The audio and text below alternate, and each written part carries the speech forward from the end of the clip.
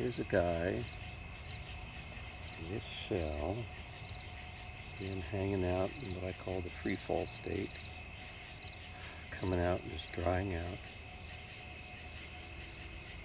He was up on 109th and Mornell on the street, walking on the street when I found him, got him off the street to his tree where he could come out naturally.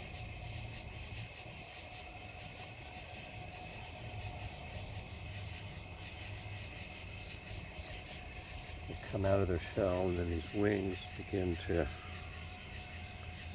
form. You can see the wings are pretty small, they'll get pretty big.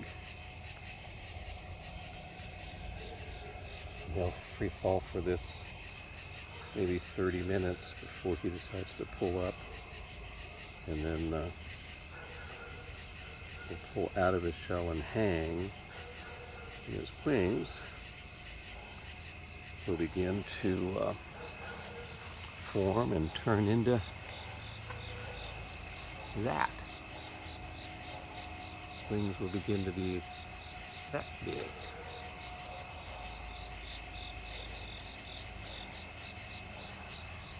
So we'll come back to this guy, the 109th and Warnell guy, come back to this guy.